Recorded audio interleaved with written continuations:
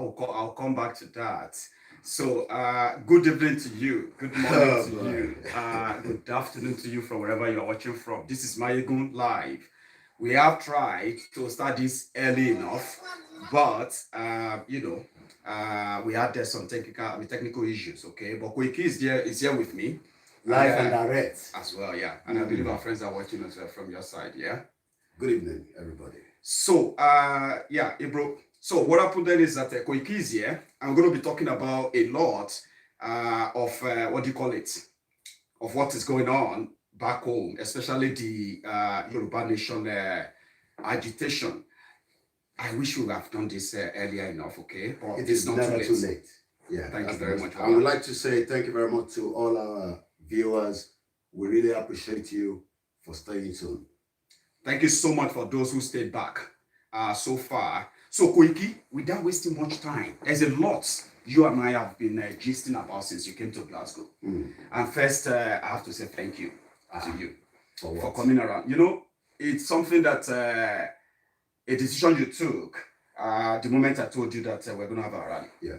And you said, I'm coming around Definitely. to add to the morale and boost you guys' morale. So it's a good one that you're coming in.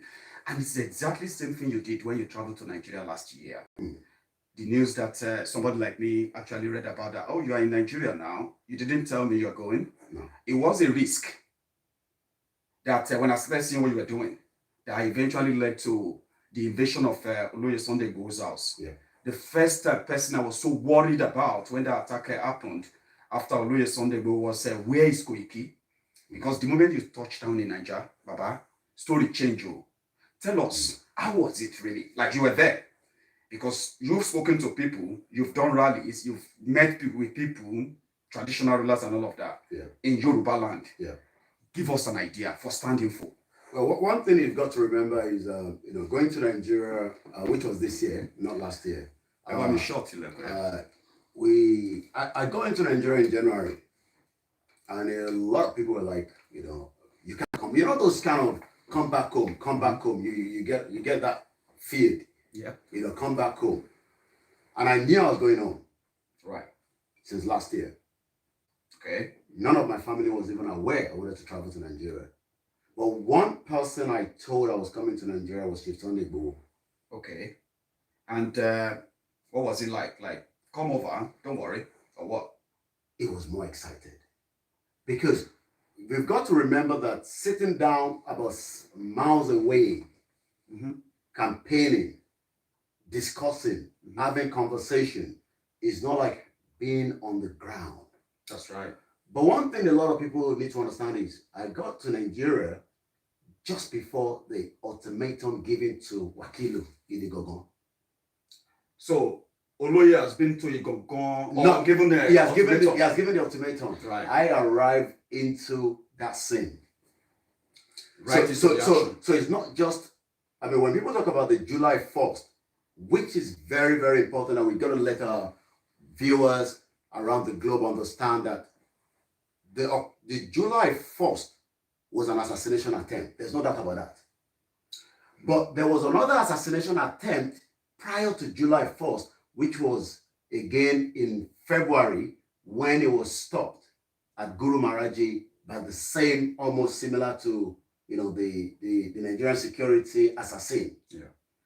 We also had a similar issue going into Igboho town because there were military, and I have the evidence, I have the video waiting, but they couldn't stop us because the crowd was also along the line. So when we talk about the July 1st, the question is, why come in the middle of the night? Oh, we're going to get to that. Because, one thing is that before you go to Nigeria, right, Oloye Sunday Igboho was so involved in the issue of this insecurity in the Ogun area, Ibarapa, Yete, Gongo, and all those places. Yeah. And it's been like, even before this year, I've had videos of him where with other hunters and the other people in the forest chasing after these criminals. Yeah. And that was when he said, if Yorubas don't wake up, so many of us living abroad, we won't be able to come home. Yeah. When they killed Dr. Aborode in Gogon, it was the final stroke that broke the camel's back, right? Yeah. That was when he said, we don't want Fulani in Igboho again. But around that time, it wasn't about Yoruba nation, it was about Yoruba safety, Yoruba security. And I think that is why a lot of people were like, why move into Yoruba nation? Why not just stick with the security of the land? But the problem is that even at that, yeah, they put a target on his back. Well, even before Yoruba nation, right? They put a target on his back. Well, I mean, what we've got to understand is Nigeria is the third global terrorism index in the world. Right. So even if you say, don't go into Yoruba nation, let's just try and, get this and protect ourselves, defend ourselves. Mm-hmm. We are still doing the same thing as asking for a Yoruba nation, because eventually telling those terrorists, which America already told us, right, that they were already within the boundary axis of the South. And if you remember, even Iba Gani Adams said so. Same thing, yeah. That they had these 500 powerful motorbikes, and we've seen those images. So, but a lot of people do not understand that Chief is not just about the Yoruba nation. It's all entailed in the same, situation. Right. So when people are saying, oh, we pushed him, and we say happy birthday to him in advance, because in just about 40 minutes from now, that's right, we're going to be celebrating his birthday. But one thing we've got to remember is, yes, there were problems that he was encountering. But a lot of people need to understand that the federal government never want him to touch the Fulanese. Which is the beginning of the problem. Yes. And there are many other things that eventually led to the assassination attempt, in my own understanding, but you witnessed a lot of it. When you got to Igboho, he went there for fact-finding. That's what he said. He didn't go there to fight anyone. No. People have reported what they have been going through. Yes. So he decided to go there because he told the people that nobody can touch them. Nothing will happen to them. So he decided to go. Because they've got the federal government backing. Which is true. Then when he got to Igboho, that was the first time he was in fact attacked when they shot at him. And if we go back and watch that video, you could see that, the Wakilu children and his... Let me tell you this, Maiyegun. Yeah. Do you know that these Wakilu have 3 security posts before he's heavily armed, before you can even approach him? His house. And by Chief Sunday Igboho arriving there, just to, what is going on? Last question, yeah. But they were ready to attack him because this has been the situation prior to his visit there. Yeah. But they didn't know who he was. They didn't know. They thought it was just at him and all that. Just an ordinary, another individual approaching them. This is our territory. And this is why the image went around the globe. And he said, well, I haven't come here to fight. But in 7 days, I swear I'll be coming back. And there was a lot of pressure. I'm coming to that pressure too. Because the reason why you help us a lot today is that understanding, like, what did Igboho do wrong? Okay? This is not somebody who decided that I am going to seek attention. Oh, I'm looking for money. Oh, I'm looking for what have you. I mean, you're quite right, but a lot of people don't understand that his name has been there. Always there. But he actually woke up millions of not just the Yorubas, millions of Nigerians that were sleeping. Because of his advocacy at the time. Yeah. Now, we were like, if somebody says we should all come together and defend ourselves, protect ourselves from do you know something, right? Which I'm also still going to share. Somebody very close to me, Koiki, is kidnapped as we speak. I just wouldn't say much on that, right? But somebody very close to me as we speak is kidnapped. But I'm coming to that too. Now, understanding how this got to a point whereby they started sending warning. Before they started sending warning, right, we were told, in fact, you confirmed that in some of your series too, that some Yoruba leaders, traditional rulers, they were approaching you Yeah. And some of them were giving you their support, Yeah. oral support. Yeah. That don't worry, continue doing what you are doing and all of that. Yeah. While others were trying to dissuade you, telling you that this is too much for now because Tinubu is going for presidency in 2023, asking or fighting the Fulani right now is never going to be an option. Then tell us, what was it then that you actually rejected enough for you to begin to sense that there's going to be an attack? Because according to the information we heard, you all were aware that there was going to be an attack before the Lagos rally. Yeah. But some of you didn't know that it was going to happen before that. You thought it was going to be a day before you go for the rally, so they will stop you from going. But it happened 2 days or 3 days before. You're quite right. There was quite what kind of pressure you could notice? The pressure was the same pressure I saw when I got to Soka. Thursday, 24 hours before the Friday, I went to Igboho. Right, okay. And I could see the pressure from all walks of life. Even people were telling us to release a statement. You know, this was on Thursday. I'm trying to bring us back to Igboho and now try to move forward to your question, please, in terms of what actually happened. 72 hours. I came back to UK before June 12. Right, I remember. And I said to Chief, I'll be back again before July 3rd.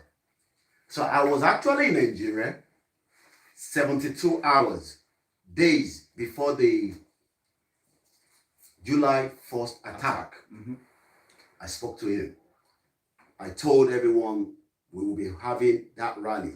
Remember, there was pressure already within Southwest saying, you know, bringing the rally to Lagos was going to cause a lot of havoc. So intelligence was also coming and feeding through us in terms of, don't come to Lagos, please. Koiki, tell Chief Sunday Igboho not to go to Lagos, just like they were telling him not to go to Igboho. Then. And it's somebody that said, look, that's right. But one thing we must remember is, and one thing I would like to tell you, Maiyegun, the pressure is unbelievable. The royal fathers were calling us. Individuals from around the world. Try not to go to Lagos now. Why not postpone Lagos? There and there, we know that something was cooking. But there was nothing to really tell us in details. I mean, we were preparing, you know, for the mega rally in Lagos. And Chief keeps saying to me, the rally goes ahead as planned. And I said, since you have said the rally goes ahead as planned, I came on air because people wanted to hear from me as a spokesman. That's right. Is the rally going ahead as planned? So the moment I said the rally was going ahead, that was before July 1st. Everybody could go back and watch that video. Wednesday, it was a different thing entirely.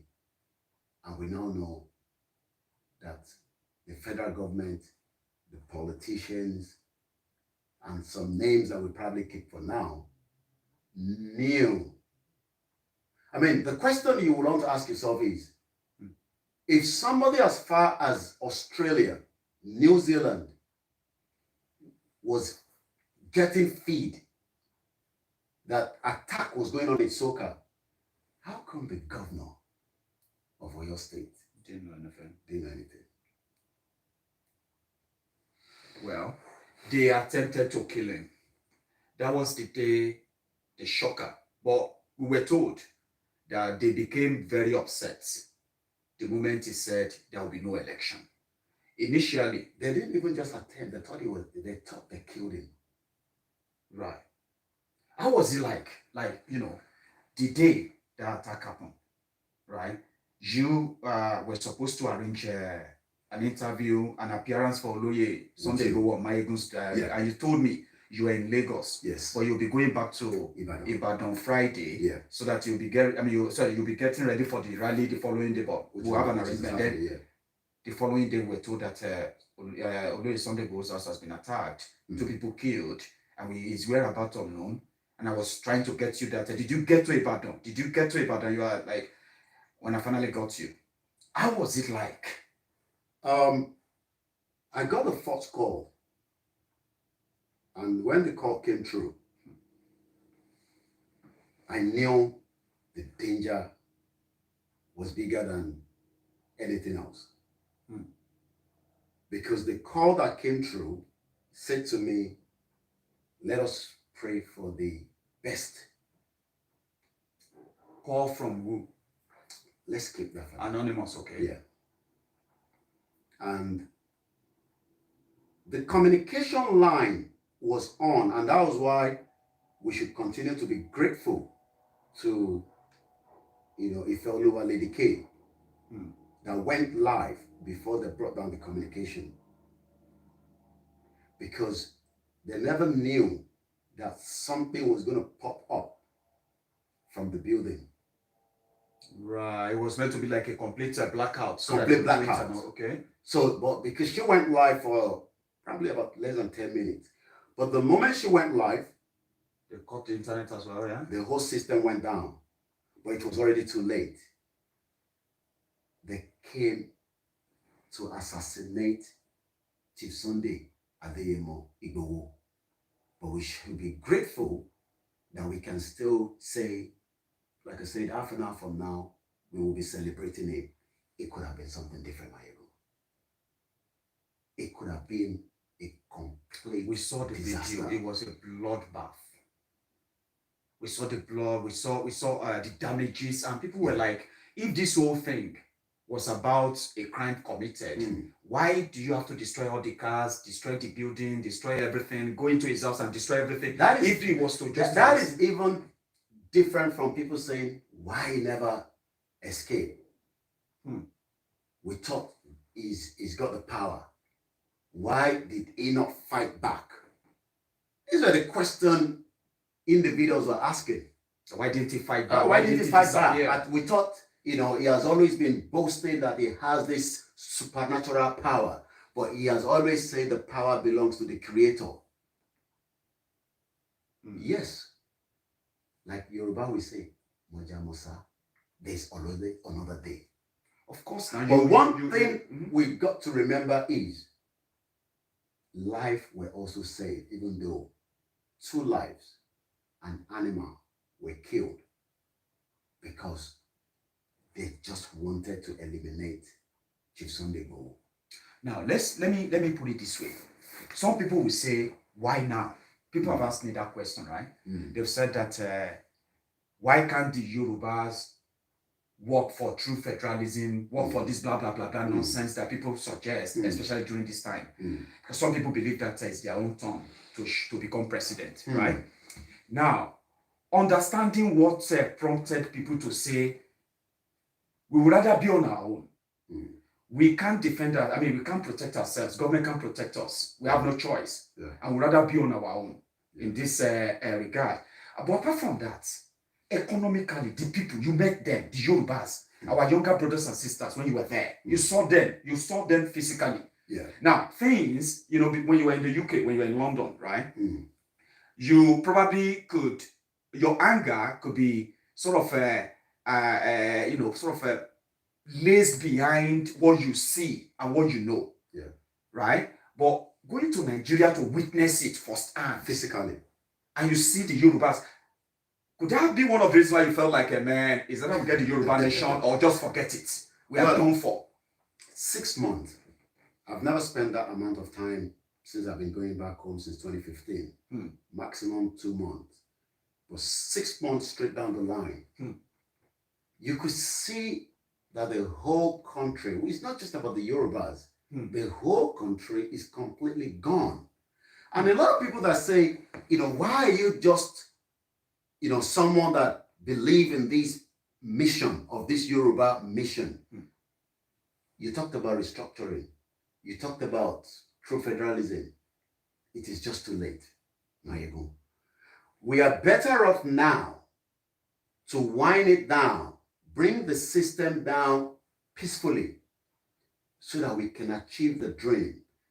I arrived here just about early hours of this morning after a 10 hours, coach journey, from London. Yeah.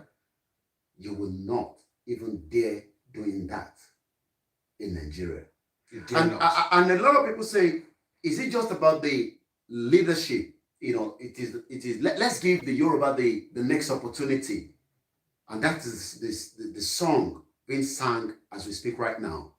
Let us allow the true son of the Yoruba, to take control, and probably then it will restructure, because that is the game they will start playing now to millions of Yoruba that even believe in these cause of coming out of Nigeria, and some of them will buy into that.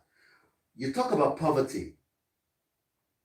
You could see there's a term that I heard a lot when I was on ground. Enugbe. That means everybody's saying that. And it's not because Enugbe is like the mouth is dry. And it's not because they are seeing you or somebody coming from abroad or somebody in the front line of this movement or a spokesman to Chisonde. It's just that the poverty is right there and there's no doubt about it. And when we talk about poverty, people think it's about poverty of somebody not having 3 square meal. We're not talking about poverty where your security is no longer there. Your education is no longer there. That's also poverty. Your well-being is no longer there. And if we don't do the needful now, I'm afraid, myself and you, people will ask the question, you live here in Glasgow, I live in England. How come we never push it, continue to educate? People say we've been talking. I said we should never stop talking. No. Because as we are speaking right now, they are watching us even as far as Sokoto State. That's right. They're watching us in Port Harcourt. And the message might be slower, but it's getting there. And we just need to continue to push the message. Which is great, right? One of my worst fear, personally, right? One of my worst fears is that if we all choose to ignore simply because we are not directly affected, one day we'll go back home. You saw people who have been paying ransom to our kidnappers. We have our people who are refugees in Benin Republic. Let me see if I can share that with you. However, those who are responsible, the people who told us then that what the Yorubas needed was to play to the center, maybe become vice president, so that our graduates who are now going to be used to promote swagger 23. These same people who told them then that all they needed was a restructured Nigeria, so that they can have job. The same people who told us then that what we needed was to join APC as they did, the same Tinubu and gang, that they are going to start state police. Now, if they had done what they promised, maybe this unemployment level that they have now weaponized. I want to add what the Vice President, Ikene Shatabantu. Shatabantu. I hope I pronounce. I've been using Ikene Shatabantu, it's like a shatter. Shatter. And bandu. Bandu. Then you say shatabandu. Shatabandu. You know how to say it properly, and I'm sure we're waiting for that book where we can have all those names. It's talking about giving 5 million Nigerians solar. I mean, it's in London School of Economics yesterday talking about energy. But I'll let you go back to... Now, the point I'm trying to make there is that for all the wrong things that goes on in Nigeria, all the injustices that goes on in Nigeria, like you said, lack of electricity is an injustice. People don't know that electricity is a human right. Some don't know that education is human rights. Healthcare is human rights. Security is human rights. Warfare. Access to water, drinking water is human rights. And welfare, as you said, is also human rights. Now, if the basic ones, electricity and the rest, are not there.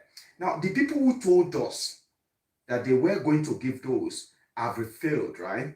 Now, more unemployment on the queue. Mm. Unemployment will breed insecurity. Yeah. As Yoruba people, we are about to be deceived again that we could settle for Nigeria. Now, people are saying, why should the same set of people settle for the same thing again when they can actually go for the for the bigger part of it, own your own country? But then that comes to that of the poverty part that they've weaponized. Brothers fighting brothers because of what they will get from the politicians who put them there, right? Now, here we are. The poverty is continuing. We are going to have to deal with the consequences of that again as well in Yoruba land. Now, in the next 2 years, the issue of 2023 will be gone. Do you really think we stand a chance? Like you said, the message can be slow, but we eventually get there, slow and steady. With the level of what you saw in Nigeria, do you actually really see us getting close enough? Enough people who are the victims right now to make the right choice of going for something better than something worse like a person. Do you see any chance at all?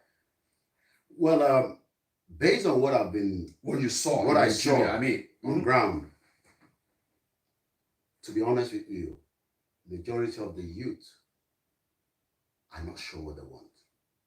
Not really sure. No, they're not sure, and they can be easily bought into these new Nigeria idea. Is Yoruba turn? Let's give them, a trial. Just like Buhari was sold to most diaspora at the time. But the people who sold Buhari are the one who are on to repackage it in Tinubu now. Yeah, because this time around, it's now more like it's coming home. Right. England, when I know you're Scottish, and we say the cop is coming home, but we know he's never coming home. So it's like that trick. The question you've asked is very, very important, and this is why we are saying to the 60% of the youth, look, it's not about me, it's not about Maiyegun, it's not about those conversation telling us the option is there. But most of them do not even have an idea that we have that option on the table. And you know why? Because we have lived in fear. You talk about fear all the time. And until that fear comes, I was going through the bus stop, I'm sure you saw it. There's a pub, tenant, 1884. Women were not allowed to drink alcohol in that pub. And you know what they were doing? They were literally chaining themselves against that pub, protesting. The women, yes. This is just women not allowed. Let's even say, people not allowed to drink alcohol, 1884. And they were like, no, we're not going to accept that. This belongs to myself and those other men that wants to drink. But we are telling Nigerians that there is another option, but they are being dragged into the old leaders. The idea of the known devil that has been better than that now they are trying to repackage again and present to them and say, look, this is the other option on the table. And that's why I'm saying we can do this now. It is not too late. But the only reason why people are thinking it is too late is we haven't got the strategy. Let me show you something. One of the reasons why I keep telling people that before I came to the UK, back in Nigeria, I saw it too, that I stood no chance. Is that I'm going to have to dirty my hand, get so dirty, like if I really want to make it, leak acids and the rest. It doesn't mean that people who live in Nigeria, they are not doing their legitimate way to make things. Okay, there are people who do it. Okay, exactly. But what happened is that I stood no chance. I did my own business. Nigeria killed it. I run businesses like twice. They killed it. However, I thought at some point I'm like, I'm getting older. I can't really do this. The opportunity is so limited that you have to do extra and extra before you can really cut end. And this is what the Nigeria, they created. Now, within the first 5 years of moving to the UK, I could tell my life changed because I therefore knew where I was going, right? All I needed was just to put in the hard work and get to wherever I'm going, okay? Now, comparing that with Nigeria, I'm talking about limited opportunities, which simply means so many people who appear to be all right. Look at it this way. Whenever Nigeria goes into borrowing, they borrow in the name of the country. Yeah. Currently, as Yoruba people, as Southerner, we have the opportunity of generating over 80% of the money Nigeria is using to run. They used to run Nigeria, but we can't put our children in school. We can't put our youth at work. We can't train them, right? We can't build good infrastructure, good roads, and the rest of that. Yeah. But whenever they borrow money, they borrow it in the name of Nigeria. Definitely. And an average life opportunity of an average Nigerian is cut out by more than 6 ratio 8 to 10. It's like the life rigging, it's like the rig life against you being in Nigeria, right? The chances of you getting there, you have to work like 4 or 5 times like your colleagues all over the world. Then I asked myself, I said, that is where these politicians get their power from. Weaponizing poverty. Okay? So if we are not careful, right, one day you and I will have to want to go back to Nigeria, right? I didn't even know it was going to be this soon. We would have to go back to that Nigeria, and then we have to deal with the consequences of those abandoned children in Yoruba land who are going to be older then. These people have already abandoned them. Here we are, you and I, trying to tell those who have the chance now to at least think for themselves, to say, you may not have the chance of living Nigeria, like all of us. But the fact that you have that number, at least don't be part of those who are going to entrench this same poverty again. Then, on the other hand, expect a different thing. You know what I mean now? Yeah. I'll show you why I said that. The future of Nigeria is bleak. Very and when bleak. we say future of Nigeria, we are talking about the future of the Biafrans in Nigeria, the futures of the Yorubas in Nigeria, the futures of all the ethnic nationalities in Nigeria, right? But you have an arrangement that was never discussed, right? There was never a time that we all agreed to be Nigeria. Yeah, was put together. But let me share this video with you. Nigeria has borrowed the future of everyone in there.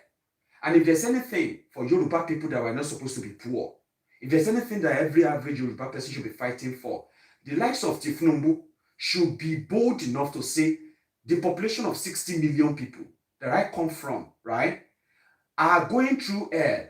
If this country is not going to be restructured, giving me presidency won't solve that, because presidency means the structure remains the same. Even if you promise your people heaven and earth, you can't change anything. You're right.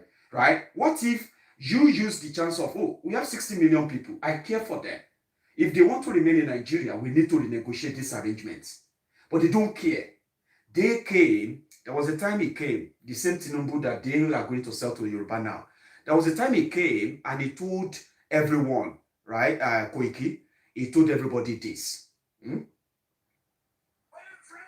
Now, at this point, right, the reason why I want to drag into this is because our young people who believe that what are they saying? It's because you don't like Tinubu. We need to let them know that people like us, we know the end result of this. Yeah. Because of Tinubu is why they wanted to assassinate Igboho. Oh, yes. And the reason why, because that's why they want to assassinate him. Now, if this is why they wanted to kill Igboho, and today this is the Tinubu, right? 6 years after he told them all of this, our people are now refugees in Benin Republic.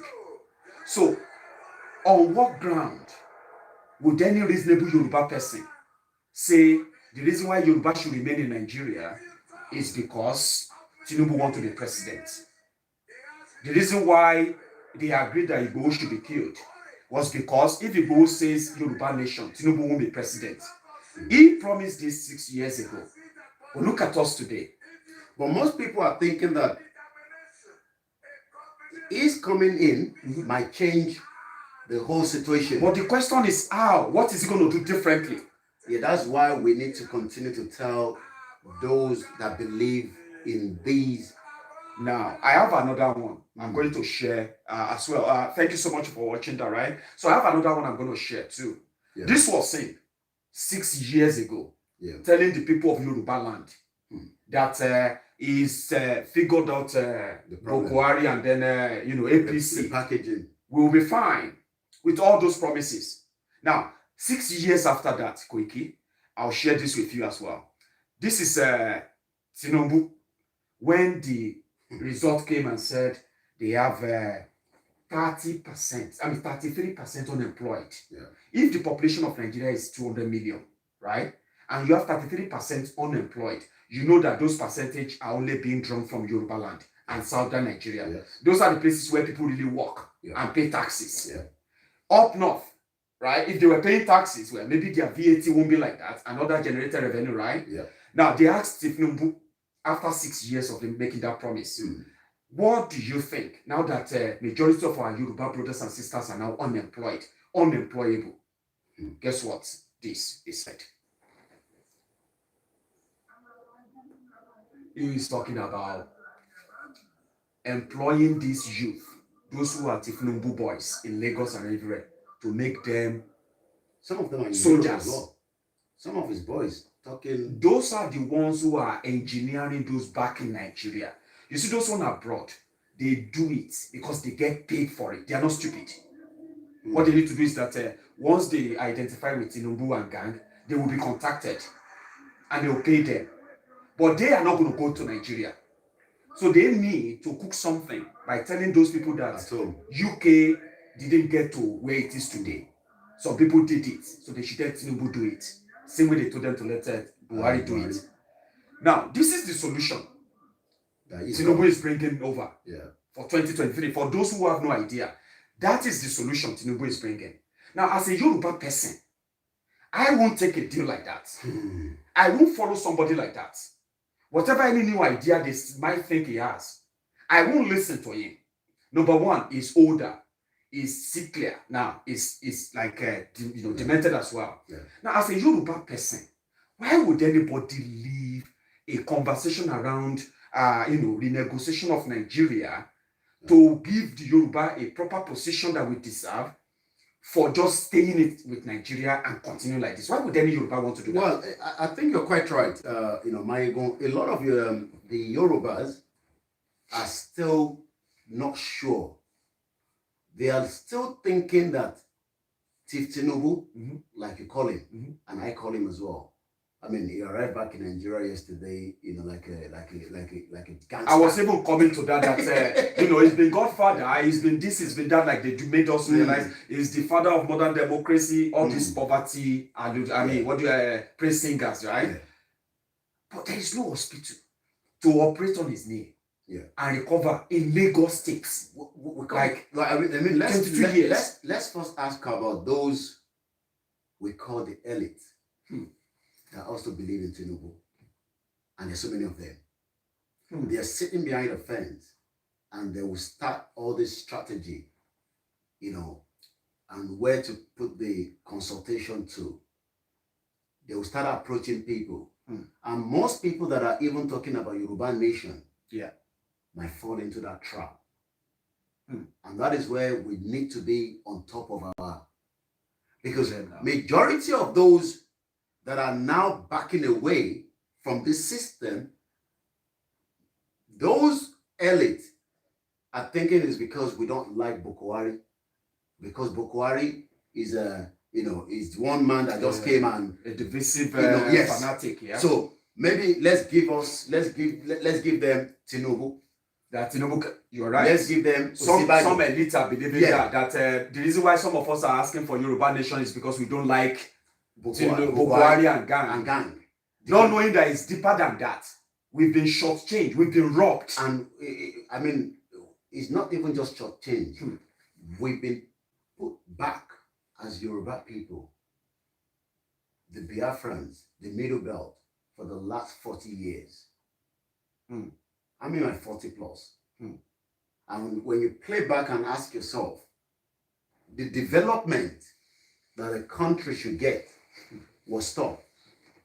I was at the Glasgow University. I'm sure you know. Yes. that the late Chief M.K. Abiola got a scholarship there. He studied here, yes. How many Nigerians today, how many of you have got that same opportunity to get a scholarship, whether you are from a background that is wealthy or not? But majority of them do not understand that the reason why we are entrapped in this system is because some of the same Yorubas sold us out. And they are now coming back to say, look, it's now our turn. We'll do it better now. We'll do it better now. Like Ayinde sang here. Let me just use that as our little short break, right?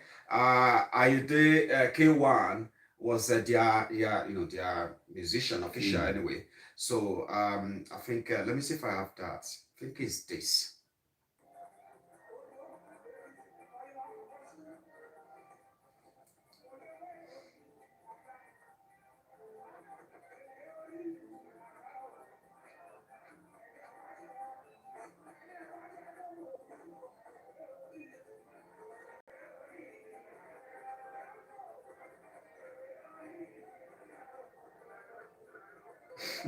And you could just tell that they are using that music now to send a plead with those that were upsetted, those that were upset, those that are angry, those that are not happy with Boko Haram, like myself and you, that please, just forgive us. Tinubu will change. He will change everything. At least we know that you are not happy with the APC government. But the APC that we are giving you now is a Yoruba man.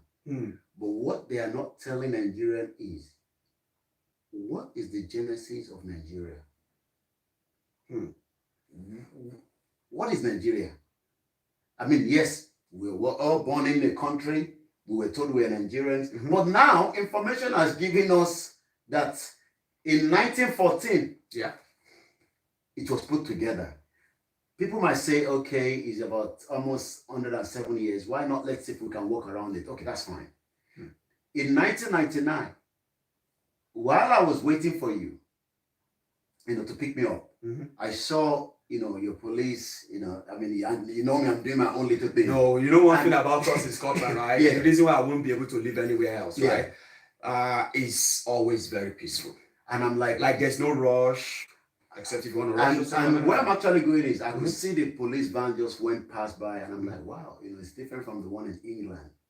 But the 1999, let's leave 1914, because we will say, okay, 1914 is like quite long. Yeah. But what they've actually done, these gangs, these criminal gangs, they've put in together a constitution that have trapped myself, those in the Middle Belt, the Biafrans, and those that are even in the North.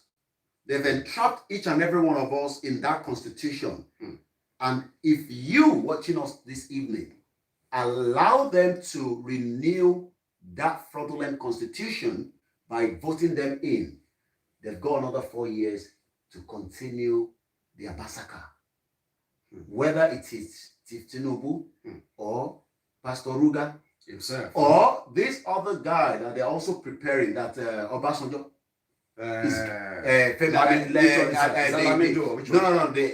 the African Development Bank president, additional. I remember him. Obasanjo is putting an eye to say maybe they will bring a Euro. Look, they might not even give you Tinubu. They might play this joker. A lot of people might think, oh, Tinubu is going to contest. They might bring in somebody just like, you were analyzing the other day. I was watching your program and you were like, they have to say, look, Tinubu, we can't give you this ticket, but we give you the slot of the vice president. Go and find somebody. And he went and brought in Pastor Ruga that have covered all this shady business for years. And you said something, because I take time to listen to you. You said it would take years to untangle what Pastor Ruga, the vice president of Nigeria, Professor Yemi Osinbajo, because I want people to know that is who we're discussing, that have done to lock Lagosians with Tinubu. It will take years to untangle it. I mean, even if you have a new government in Lagos State, right? It will take some they time. will think it's going to be easy. They know. People always say this property Tinubu owns it. That one is owned by Tinubu and all of that, right? People will think it's going to be easier for somebody to just be governor and say, I'm taking it over. Now, when they try to take it, you realize that they have managed. It's not just putting things legally, right? Yeah. They went as far as going to the state assembly to enact laws that make those things what they are. Court can't change them. Can you imagine? So you have to go through the state assembly, right? To change the Lagos state government law that gave him all those things, because that's what Pastor Ruga did. He was the Attorney General. You're right. They robbed Lagos, right? And then they turn around to be those as a savior. Oh, we will save you. We will protect you. We will give you. Don't worry. We give you everything education. You want. Yeah, we will do this. We'll do that. But my worry is this. Stop saying it. Good people who speak out. Somebody like me, I do this because I am doing this for the posterity sake. Happy birthday to Oloye. You always call him Oloye. I love calling him Oloye. People said the chief. I'm like, no, I'm not so cool with chief, right? Before I started calling him Oloye, I always call him Igboho, and he loves it. Whenever I call him or whenever we're on the phone, and the first it will be like Maiyegun-Baba, and I'll be like Igboho. But you see, ibi gereje lambaba. Ibi tí ọba dẹ̀ ti dé ní àgbà ẹ̀. Igboho became the voice that made so many educated, intelligent people to think. And that is why we said, it is not who he is. It is what is being used with. It is what destiny is using him for. And because through him, Yorubas believe that we can actually defend ourselves. Oh, yes.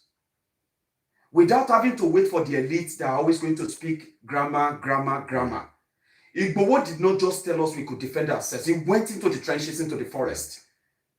And at that point, I'm like, no, I'm not going to call him Igboho publicly anymore. He's Oloye. Wow. Apart from the fact that he's the Babalaje of Ibadan. As I know him of, anyway, he's a chief. Then I decided to say, he's Oloye. He's the Olori Odo, the Ajagunno of Odo of Yoruba land. You know why? He's inspired so many. He gave people like us the opportunity to say, if Igboho could stand up, what is your excuse? There's no excuse.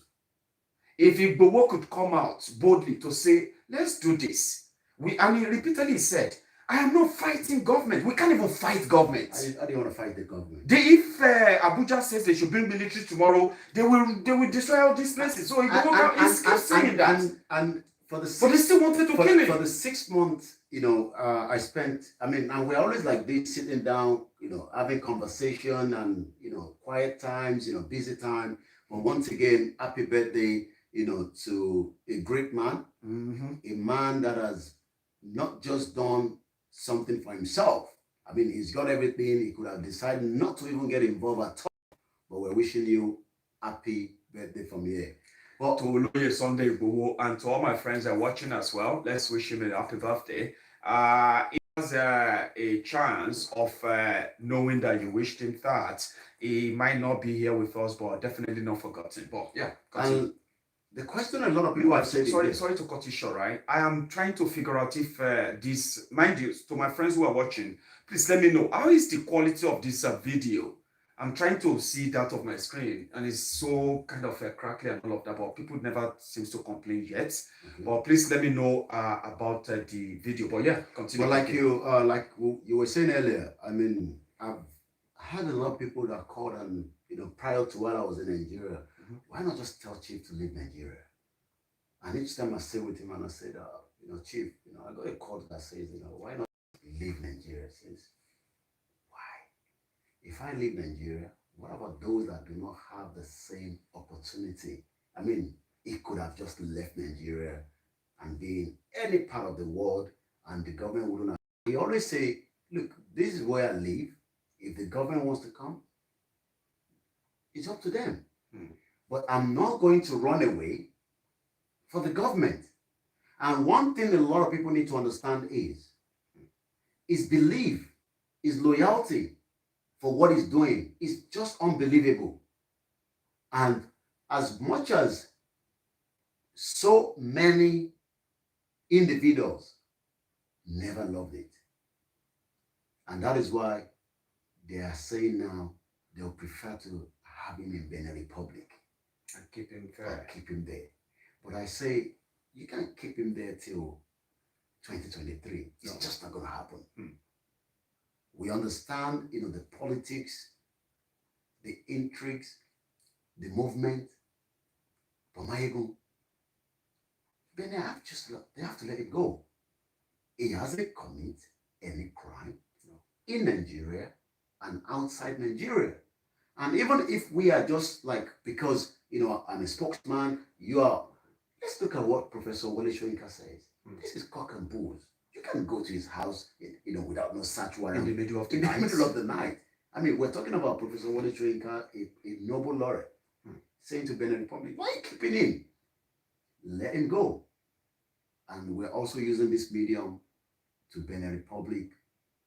Please let him go. He hasn't committed any offense. He has done nothing. And we keep appealing to them that we are not even saying just let him go. If you think he's committed anything, let him go to your courts, right? Let your court try him and then, let him defend himself and then, he can go. But initially, we know it has a political undertone as well. There's a part I'm going to share with you quickly while I try to fix this camera, possibly, okay? This is somebody that said this on the altar. I don't know if you have seen it. Yeah, let's watch it. So, quickly, give me a sec, guys. Okay. I'm going to try and fix it and see if that ever changes at all, okay? Bear with me. No church like winners, no church like Mountain of Fire, no church like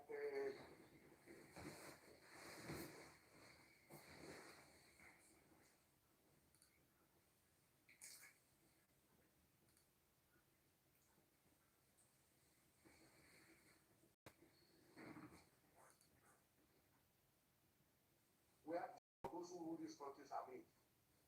So it's not just Nigeria, you should go and wake up your church. Quickly, I'll be back. Church communities are in prison community. Our general overseers have been prison us. They must release us, mobilize us, encourage us to go to the grassroots. Politics is grassroots. I have done politics before. I have campaigned, I've been voted for. I was a deputy speaker of the state. I know how it works. It's not just prayer. We have prayed. And God has answered the prayer. The answer is that He has given us hope. Next to God's power is political power. And I want what I am saying to be carried life. Next to God's power is political power. And political power is people giving. And God has given us people. What else do you want to bring for us? You want us to come from heaven and be passing road? You want us to go to the world and become what we are made? So the seven expo in each world is like the one that determines who is the president. We can't change Nigeria except we change the National Assembly. For those who still believe in election, by the way, But again, he said so many other things there that I wanted us to hear about Nigeria not working and all of that. But I'm going to stop it and see if there's any changes in our video. One moment. Sorry. Okay, I think I just went back there. Sorry about that. So, Koiki. Yeah. You are going to help me take it further, because I want to talk about what the Biafran governors have said. There's Dave Umahi, who said that they don't want Biafra. All they want is Nigeria to give them chance to unite Nigeria by becoming the president and all of that. The Biafrans don't want to hear any of that, okay? So which makes Dave Umahi a persona non grata most of the time because of whatever they are promising in Abuja. However, there is also a planned state of emergency in Anambra towards the election next month as well. A lot of things going on, right? Yeah. People see that there's no real hope. Something like positive enough to say, oh, maybe that will be a chance to see maybe things can get better. There's no chance. Okay, so the Biafrans are hell-bent. Mazi Nnamdi Kanu is still there in their detention. And we are on a countdown to 24th of October to see whether the DSS will bring him down. There's 100% chances that they won't. I do tell people, because you know how to study that, is that when you see event towards the date, the time, you can tell that they are going to bring him or they won't bring him. Okay, so far so good. They are already doing what they call the Golden Dawn in the East. Yeah. They've already started killing and burning properties and the rest of that. Going into houses, picking up young boys, young men, and pointing them as, Biafra or IPOB, and also killing them. I mean, I think the question a lot of, the Southeast governor need to understand is you're playing with the devil. You're playing with these, gangs that knows your heart. So if you're thinking that just like Uzodimma and the rest of them believe in their mind that the Kabars, the Fulanis and the Hausas that have held the country to stand still, that is also to give false hope to the Southwest, is bringing presidency, because I don't know what they're going to offer them, vice president or president? Well, Umayi said that, and which is true, right? If they really want to unite Nigeria, if these guys really care, if their power comes to the south, it should automatically just go to the east. They have been the only one who have never on all platforms. So on what? But they won't. So why do all these Southeast government have it at the back of their mind that they will be given that opportunity? I mean, let's say this clearly to some of the Southeast politicians, because they're almost the same like the Southwest politicians. Right. They're playing into the hands again of these, gangs, and not working in line with the Biafrans. Their own people. So the question that we should be asking them is, why do you prefer to sell your people, for peanuts? Why do you prefer? I mean, you should expect them to be speaking about the kidnapping, rendition of Nnamdi Kanu. Some even said that if they wanted to really want peace in that place, the influence of Nnamdi Kanu in that part of that country can never be underestimated anymore. And that's what people don't understand. Why can't they just walk around this freedom is released? Because again, the Southeast governors are giving false impression, to their stooge in Abuja, that we can calm things down until Buhari got to him and realize that fraud, there's nobody outside. Because the Biafran have been able to do something that is fantastic, which a lot of people say maybe we should use that as a gauge, from the Yoruba perspective. And I say, look, as much as we're going to work together, which a lot of Yoruba don't like that when you say that, but we can learn from each other. That's right. And I've always said, and I'll say it again on your platform, that having our own nation, you respect the law of this of Scotland, which is the right thing to do. Are you using the law of Nigeria to live here? No. So why should people be worried that when we have our Yoruba nation, whoever wants to live amongst us, we have to go according to our constitution? It's as simple as that. Regardless of whoever you are. That's right.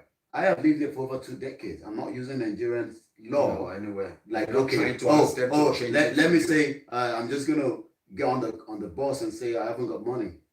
It doesn't matter. You're going to get fined. In terms of what the Biafran have been able to do is, look, every Monday, like you always say, it's not a must. I want to sit down at home, we'll sit down at home. But don't also use that to create panic, kill somebody, kidnap somebody, right? And now, the impression that we've been given is, these unknown gunmen are Biafrans, but only for us to, we've been telling people that, look, these unknown gunmen are government agents. It's got nothing to do, with Biafra. Yes. But the Southeast governor, because Uzodimma himself said so, that, it's not the IPOB. They may have grievances, they may be everywhere, talk and all of that, but they don't kill people. But do they have influence in the Southeast, the IPOB. They do. They do. And But are we they do talking not- about in large, small quantity? In large quantity.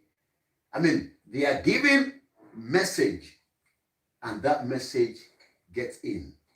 And that is why we are saying to the Southeast governor, just like the Southwest, why not back out? We understand some of them are scared, but in the long run, the Biafrans are not going to back out. No, they won't. The Oduduans are not going to back out. No, we won't. The Middle Belt are not going to back out. The Arewa might join along the line. As well. And you know why? It's because they have democratized the injustice. You know that. Everybody is having a share. Now all of us go chop the breakfast, as they say, right? Yeah. So since everybody will have a share, eventually, those who haven't joined now, we eventually join. We are going to be in Glasgow tomorrow, Koiki, where we are going to have other people coming from all over the UK, especially in Scotland. Looking forward. Yeah, to show our own solidarity with what our people are going through in Yoruba land. Genocide. As well as our people in Biafra land. Crime against humanity. A lot. Injustice. The killings. The poverty. So tomorrow, right here in Glasgow, if you're 1 hour away drive, let us do it for people at home.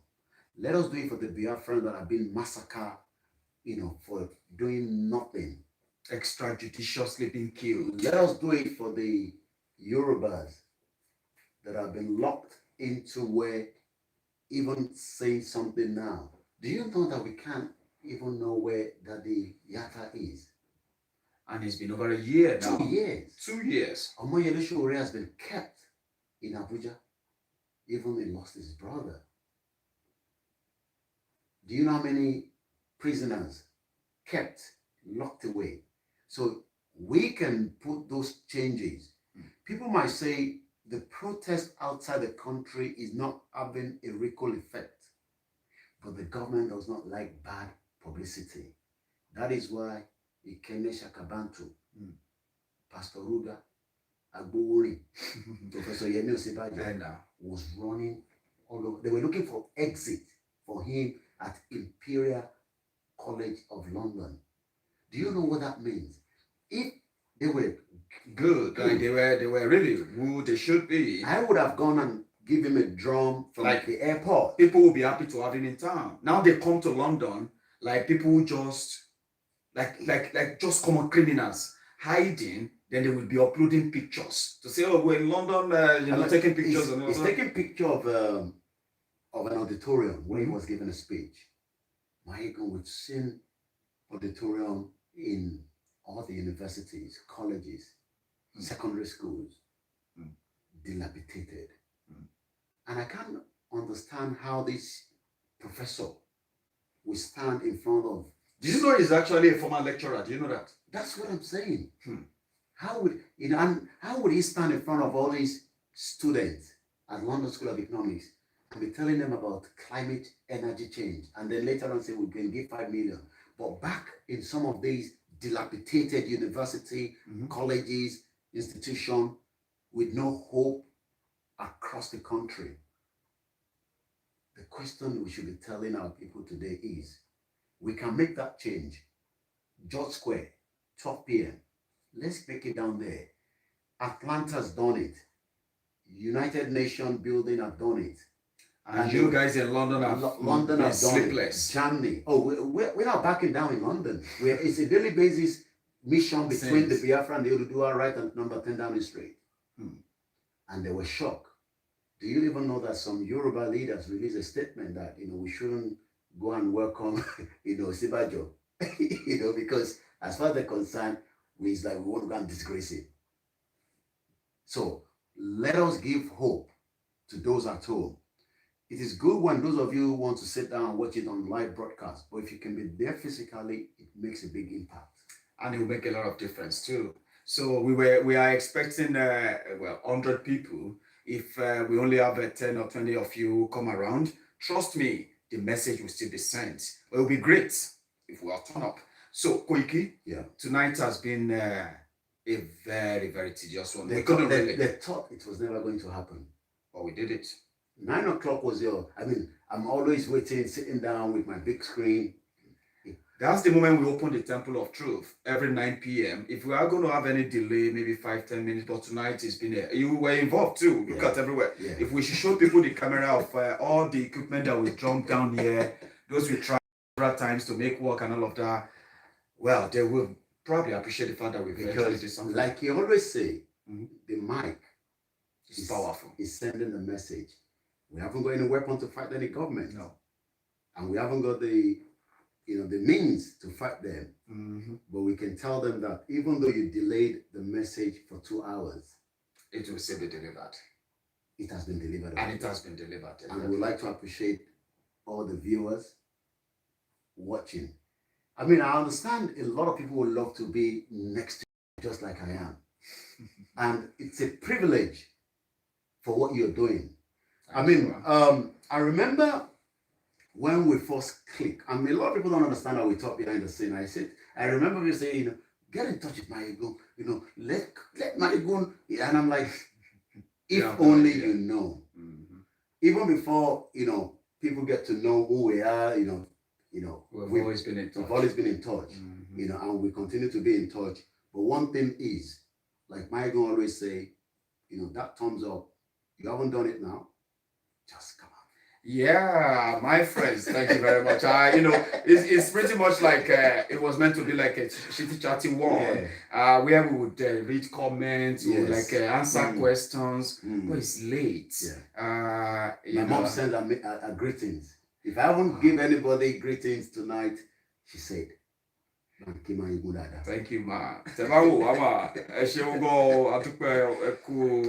love that your caller, Mr. Laulu. Yeah, it's just fantastic. See, I've got a lot of people who are there. Some of them are, they are people who can actually present their stuffs. Wow. Maybe not everyone knows they could, right? Until they do it. Like they say, the army job, the campaign of army job in the UK, they were like, you never know your potential until you try. Wow. You never really know how far you can go until you try. So I've got great guys on Maiyegun's Diary Political that they are like content on their own. These are guys who can really present programs, and you see that other guy Ahmed. Oh yeah, that's like an extra, giving us the Hausa. That was fantastic. No, Ahmed. You see, I've got a lot. I've got guys who can speak correct, undiluted Igbo. Now, what I'm trying to do is that even if I can't bring them on live, we should get them to do us a favor by speaking these languages to all these. Our different brothers and sisters from everywhere, as long as it gets delivered. I've got a guy, he's from he's a Tifi from Tifi land in Benue. He's somebody who is also a real vibe. But yeah, I've got great guys here. One more thing before I go, what is it about this your drink? I'll tell you the story behind it. You see, Iron Brew is the national drink of the Scottish people. Now, if people want to know how long you've lived in Scotland and then how kind of deeper you have been into Scottish life, food, everything, right? Although there are people who have been here for so long, but they don't like fizzy juice, so they don't even check it. I love juice. I drink a lot of juice. People said if you drink juice, you're going to go fat. I was like, I want to go fat. I actually want to grow fat, but it's never going to happen. Then I choose Iron Brew. It's so delicious. It's so tasty, guy. Honestly, it's got the vibe. It's got the buzz, and it's got this shh that comes with Fanta, right? So, and because it's also orange, and I love Fanta, and I couldn't get Fanta here, Nigerian Fanta, which is pretty much all right.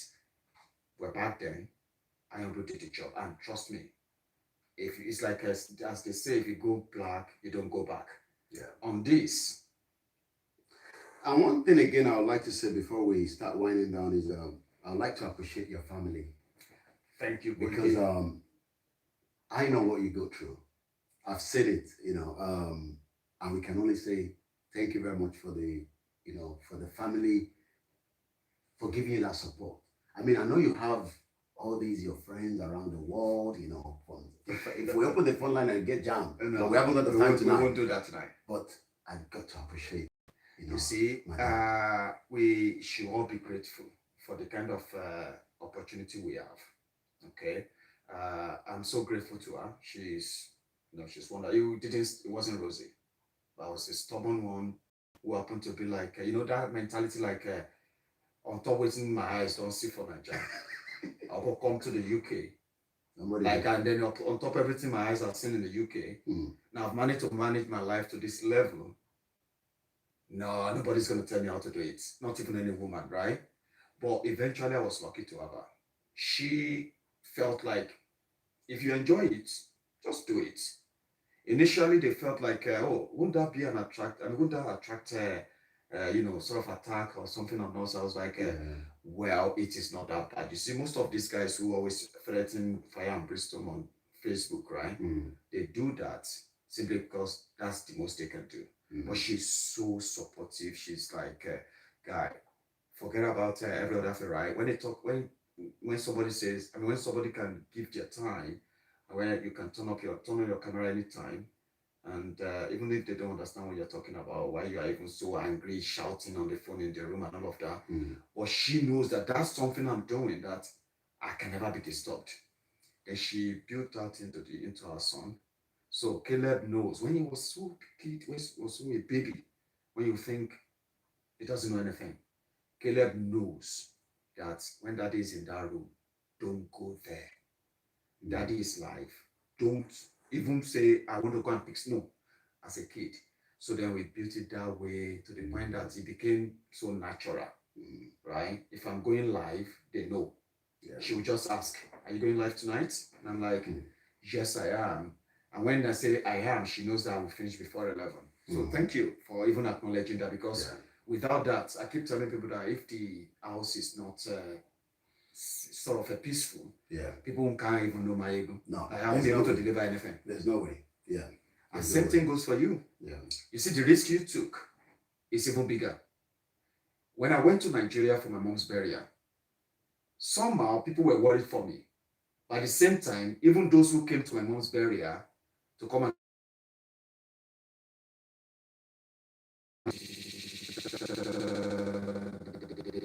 came, when they came, they still had pity. Like, are you going to kidnap him when he's doing his mom's burial because he's abusing politicians? So they were able to leave. But they told those guys that we will leave. Other people will come, but they may not leave. Just tell him. Now, you left to go and tell people that we can get it better if we all come together. Now, you have your family here, kids. There was no insurance signed that if anything happened to you, even though you know they will be fine, but they will not be that fine if you are not here. But you took the risk anyway.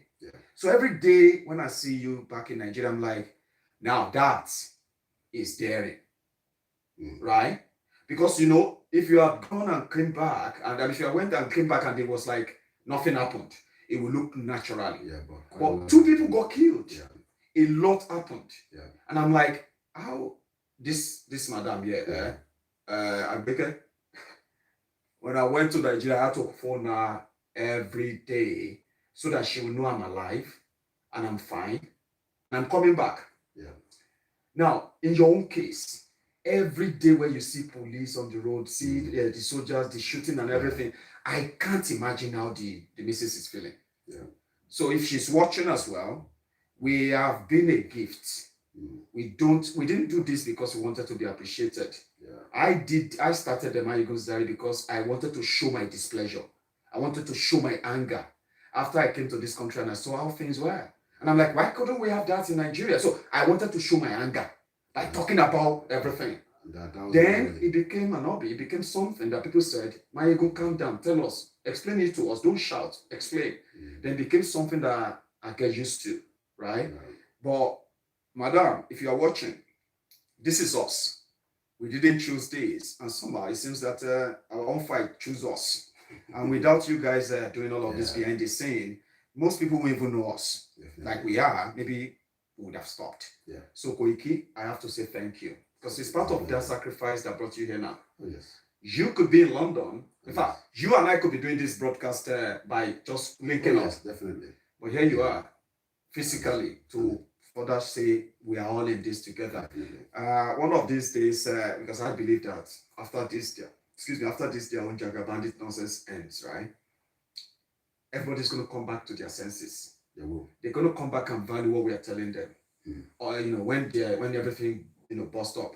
Now, when that time comes, you and I will go on world tour, speaking to the Yorubas from all these countries and talk to them like, listen, this is not protest now. This is us telling ourselves, what can we do? How can we build these old bridges together and go back there and make this effective change happen? And you're quite right. And we have quite. And I'm looking forward to that. And same here as well. We have millions of well-learned Yorubas, Biafrans around the globe that want to transform things and make a difference. Like and we haven't got the time because time waits for nobody, like Fela will always say. So as much as we love to continue, but we all know time is not really on our side. But again, join us tomorrow from 12 p.m. George Square, the city center in Glasgow. You can't miss it. No, you can't. You can't miss it. If you jump in, if you are driving, right, there are parking spaces around the city center. Some of them paid parking, some of them not. Yeah. So, and if you are just coming through by train, the central station is not far from the George Square. I think it's about 5 minutes or 7 minutes walk. Okay. And if your train drops at, or let me say if you are coming by, no, I wouldn't say coach. Well, if you are coming by coach, we have the Buchanan station, okay, which is just above at the top of the city center. Just walk straight down for like about 5 minutes as well. Yeah. You'll be at George Square, all right? So tomorrow, I will be at the George Square as well, early enough to show you around. So if you are coming, you'll meet me there with Koiki. Koiki, any closing remark at all? Again, we'd like to appreciate everyone that have tuned in patiently, and those that will be watching this broadcast again. Put a thumbs up again, and I'm also using this opportunity to wish Chief Sunday Adeyemo Igboho happy birthday. That's grand. We will take it further from tomorrow. So thank you so much, everyone, for your time, and I'm going to see you tomorrow. Well, we're already tomorrow anyway. So good night.